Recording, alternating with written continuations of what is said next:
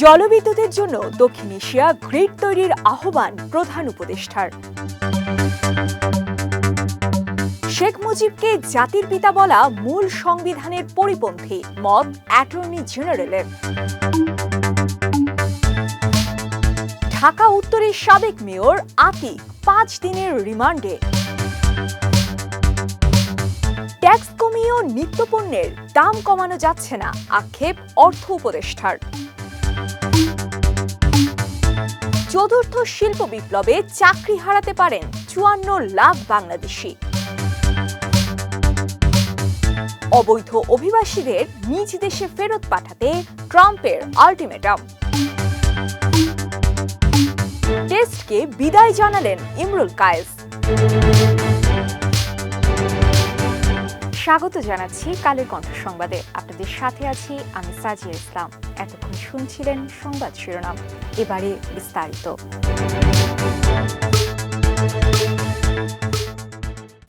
প্রধান উপদেষ্টা অধ্যাপক ডক্টর মোহাম্মদ ইউনূস নেপাল ও ভুটানে উৎপাদিত জলবিদ্যুতের জন্য একটি দক্ষিণ এশিয়া গ্রিড তৈরির আহ্বান জানিয়েছেন।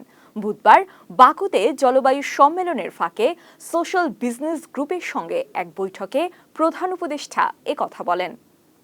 তিনি বলেন, বাংলাদেশ, ভারত, নেপাল ও ভুটানের সঙ্গে সংযোগকারী বিদ্যুৎ গ্রিড না থাকায় হিমালয়ের দেশগুলোর বেশিরভাগ জলবিদ্যুৎ উৎপাদন সম্ভাবনা স্তীমিত রয়েছে। নেপালের কর্মকর্তারা জানান, দেশটির 40,000 মেগাওয়াট জলবিদ্যুৎ উৎপাদনের সম্ভাবনা রয়েছে, যা ভারত ও বাংলাদেশের মতো বড় দেশগুলোকে জীবাশ্ম জ্বালানির জন্য নির্ভরতা কমাতে সাহায্য করতে পারে। বাংলাদেশ, ভারত, নেপাল ও ভুটানকে দক্ষিণ এশিয়ার গ্রিড তৈরির কথা ভাবতে হবে উল্লেখ করে অধ্যাপক ইউনূস বলেন, বাংলাদেশ সহজেই নেপাল থেকে জলবিদ্যুৎ আনতে পারে, কারণ এটি বাংলাদেশ থেকে মাত্র 40 মাইল দূরে। নেপালের জলবিদ্যুৎ সহজলভ্য হবে। আজারবাইজানের রাজধানীতে COP29 জলবায়ু সম্মেলনে যোগ দিয়ে প্রধান উপদেষ্টা আরও বলেন, অন্তর্বর্তী সরকার যুব উন্নয়ন ও দেশের শিক্ষা ব্যবস্থা সংস্কারের উপরও জোর দিয়েছে। এজন্য বাংলাদেশ ক্রিকেট বোর্ড আয়োজিত বার্ষিক T20 BPL ক্রিকেট টুর্নামেন্ট চলাকালীন জানুয়ারিতে তরুণদের জন্য একটি উৎসবের আয়োজন করবে সরকার। অ্যাটর্নি জেনারেল মোহাম্মদ আসাদুজ্জামান বলেছেন, শেখ মুজিবের অবদানকে কেউ অস্বীকার করছে না, কিন্তু তাকে জাতির পিতা বলা মূল সংবিধানের কনসেপ্টের পরিপন্থী। বুধবার হাইকোর্টের সংবিধানে ৫৫ সংশোধনী বাতিলের রুলের শুনানিতে একথা বলেন তিনি। ৫৫ সংশোধনীতেই শেখ মুজিবুর রহমানকে জাতির জনক হিসেবে স্বীকৃতি দেওয়া হয়েছিল। শুনানিতে অ্যাটর্নি জেনারেল আরও বলেন, তত্ত্বাবধায়ক সরকার বাতিলে বাংলাদেশের মানুষের হৃদয়ে রক্তক্ষরণ হয়েছে, মৌলিক অধিকার ধ্বংস করা হয়েছে। কেন ৫৫ সংশোধনী অসাংবিধানিক ঘোষণা করা হবে না, এটা সংবিধানের অংশ হিসেবে রাখা যাবে না। সংবিধানের ৬ষ্ঠ অনুচ্ছেদে বাংলাদেশের জনগণ জাতি হিসেবে বাঙালি বাতিল চেয়ে রাষ্ট্রের সর্বোচ্চ এই আইন কর্মকর্তা বলেন, এটার মাধ্যমে মানুষের মধ্যে বিভেদ তৈরি করা হয়েছে। পৃথিবীর কোনো দেশে ভাষা দিয়ে জাতিসত্তা নির্ধারণ করা হয় না। রাজধানীর উত্তরা পূর্ব থানার বকুল মিয়া হত্যা মামলায় ঢাকা উত্তরের সাবেক মেয়র আতিকুল ইসলামের 5 দিনের রিমান্ড মঞ্জুর করেছেন আদালত। বুধবার ঢাকার মেট্রোপলিটন ম্যাজিস্ট্রেট ফারজানা শাকিলা মুমু চৌধুরীর আদালত শুনানি শেষে এ আদেশ দেন। শেখ ফরিদের তথ্যে বিস্তারিত জানাচ্ছেন সাবরিনা কাজী। রাজধানীর উত্তরা পূর্ব থানার বকুল মিয়া হত্যা মামলায় সাবেক মেয়র আতিকুল ইসলামের 5 দিনের রিমান্ড মঞ্জুর করেছেন আদালত। বুধবার ঢাকার মেট্রোপলিটন ম্যাজিস্ট্রেট ফারজানা শাকিলা সুমু চৌধুরীর আদালত শুনানি শেষে এ আদেশ দেন। এই দিন কারাগার থেকে তাকে আদালতে হাজির করে পুলিশ। এরপর মামলার তদন্তকারী কর্মকর্তা ডিবি পুলিশের পরিদর্শক মোহাম্মদ মাহমুদুর রহমান তার 10 দিনের রিমান্ডে নিতে আবেদন করেন। এ সময় আসামি পক্ষের আইনজীবী রিমান্ড বাতিল ও জামিন চেয়ে আবেদন করেন।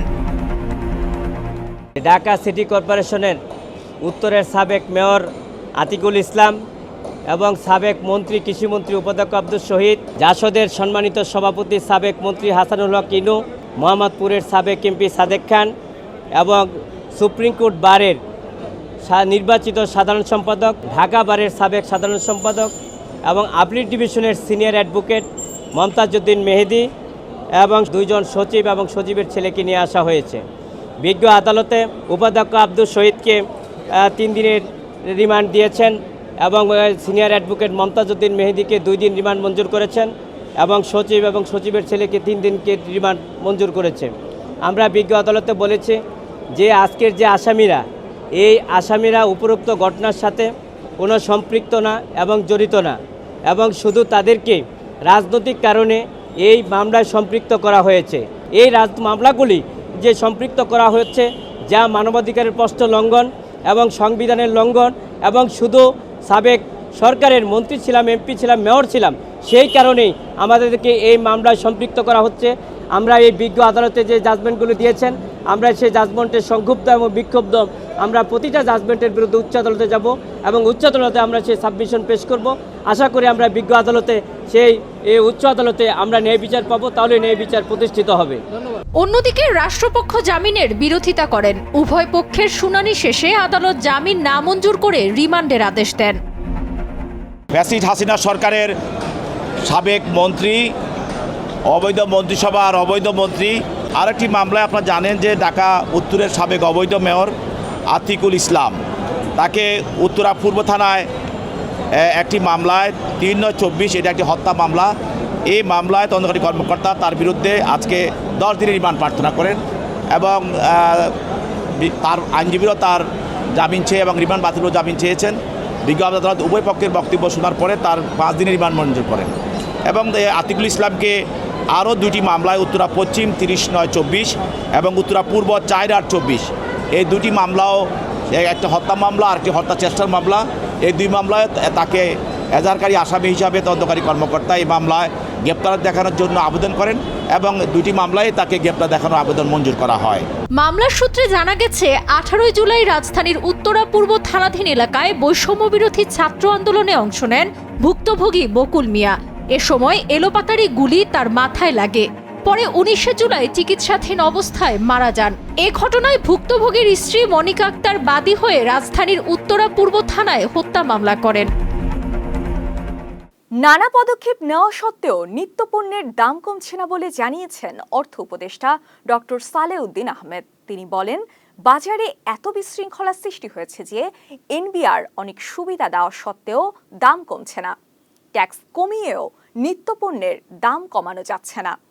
বুধবার পল্লীকর্ম সহায়ক ফাউন্ডেশন আয়োজিত পিকেএসএফ দিবস 2024 অনুষ্ঠানে তিনি এসব কথা বলেন। এ সময় ভারতে ইলিশ রপ্তানিকে ইতিবাচক ব্যাখ্যা করে ডক্টর সালেউদ্দিন আহমেদ বলেন, একটা সিজনে 5,30,000 টন ইলিশ উৎপাদন হয়, ভারতে মাত্র 3,000 টন দেওয়া হয়েছে। দেশের উন্নয়ন প্রসঙ্গে তিনি বলেন, সার্বিকভাবে বাংলাদেশের সম্ভাবনা আছে। দেশের কৃষক, মজুর ও পোশাক শ্রমিকের অবদানের কারণে দেশ এগিয়ে যাচ্ছে। অনুষ্ঠানে পিকেএসএফ এর সহযোগী সংস্থার প্রধান নির্বাহী বৃন্দ, পিকেএসএফ এর কর্মকর্তা ও কর্মচারী বৃন্দ অংশগ্রহণ করেন। এছাড়াও অনুষ্ঠানে পিকেএসএফ এর কার্যক্রম বিষয়ক তথ্যচিত্র প্রদর্শন করা হয়।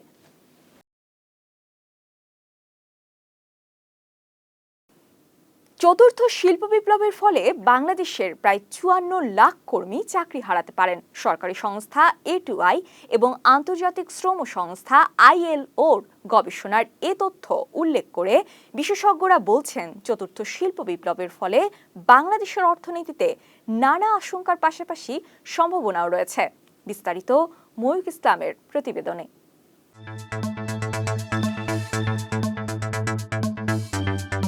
চতুর্থ শিল্প বিপ্লবের ফলে বাংলাদেশের প্রায় 54 লাখ কর্মী চাকরি হারাতে পারেন। সরকারি সংস্থা A2I এবং আন্তর্জাতিক শ্রম সংস্থা ILOর গবেষণার এই তথ্য উল্লেখ করে বিশেষজ্ঞরা বলছেন, চতুর্থ শিল্প বিপ্লবের ফলে বাংলাদেশের অর্থনীতিতে নানা আশঙ্কার পাশাপাশি তৈরি হতে পারে নতুন সম্ভাবনাও। তাই সমস্যা মোকাবেলা ও সম্ভাবনাকে কাজে লাগাতে সরকারের নতুন কৌশলপত্র তৈরি করা দরকার। এসএমই ফাউন্ডেশন ও জার্মান উন্নয়ন সংস্থা আয়োজিত the fourth industrial revolution, opportunities and challenges for SME in Bangladesh শীর্ষক সেমিনারে এসব কথা উঠে আসে। সেমিনারে মূল প্রবন্ধ উপস্থাপন করেন ঢাকা বিশ্ববিদ্যালয়ের তথ্য প্রযুক্তি ইনস্টিটিউটের অধ্যাপক ডক্টর কাজী মোহাইমিনুস সাকিব। মূল প্রবন্ধে সংস্থা A2I এবং আন্তর্জাতিক শ্রম সংস্থা ILOর গবেষণার তথ্য উল্লেখ করে আরও বলা হয়, চতুর্থ শিল্প বিপ্লবের ফলে বাংলাদেশের তৈরি পোশাক খাতের 27 লাখ, ফার্নিচার খাতের প্রায় 14 লাখ, কৃষিপণ্য ও পর্যটন খাতের 6 লাখ করে 12 লাখ এবং চামড়া শিল্পের 1 লাখ মোট 54 লাখ কর্মী চাকরি হারাতে পারেন।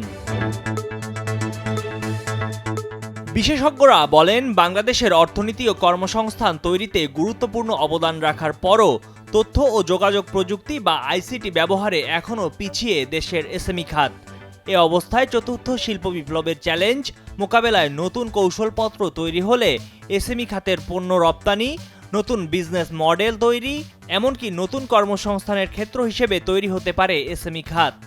সেমিনারে SME উদ্যোক্তা, বিভিন্ন মন্ত্রণালয় ও দপ্তর, SME চেম্বার ও অ্যাসোসিয়েশন, ব্যাংক ও আর্থিক প্রতিষ্ঠানের প্রতিনিধি, গবেষক, অর্থনীতিবিদ এবং সংশ্লিষ্ট অংশীজন অংশগ্রহণ করেন। সংশ্লিষ্টরা বলছেন, চতুর্থ শিল্প বিপ্লবের প্রভাব বাংলাদেশেও পড়া শুরু হয়েছে। 2023 সালে A2I এর উদ্যোগে 16টি সেক্টরের ভবিষ্যৎ কর্মসংস্থানের ওপর একটি গবেষণা পরিচালিত হয়। সেক্টরগুলো হলো রেডিমেড গার্মেন্টস ও textile, furniture, agro food, leather, tourism and hospitality, ceramic, light, engineering, health care, ICT, construction, real estate, transportation, pharmaceuticals, insurance and banking, creative media এবং ইনফরমাল ও CMSME। ফলাফলে দেখা যায় 2041 সাল নাগাদ এসব সেক্টরের বিভিন্ন পেশায় কর্মরত 70 লক্ষাধিক মানুষ চাকরি হারাবেন। আবার নতুন নতুন পেশায় 1 কোটি 10 লক্ষাধিক চাকরির বিশাল সুযোগ তৈরি হবে। ভবিষ্যতের সম্ভাবনাময় উল্লেখযোগ্য পেশাগুলো হলো AI specialist, blockchain expert, 3D designer, customer experience manager, AR and VR developer, autonomous vehicle technician, drone surveyor, cyber physical control system operator এবং robot doctor virtual home assistant. নতুন এই বাজারের চাহিদা অনুযায়ী বিভিন্ন সরকারি ও বেসরকারি প্রতিষ্ঠান বেকার যুবকদের জন্য নানা রকম দক্ষতা ও উন্নয়নমূলক কার্যক্রম শুরু করেছে। সাঁড়াশি অভিযান শুরুর আগেই অবৈধ অভিবাসীদের নিজ নিজ দেশে ফিরে যাওয়ার আহ্বান জানালেন যুক্তরাষ্ট্রের নবনির্বাচিত প্রেসিডেন্ট ডোনাল্ড ট্রাম্পের সীমান্ত সুরক্ষা বিষয়ক পরিচালক টম হম্যান। 21 জানুয়ারি থেকেই শুরু হবে অবৈধ অভিবাসী বিতাড়নের এই কর্মসূচি। ফরজানা আমিনের তথ্যে বিস্তারিত জানাচ্ছেন সাবরিনা কাজী।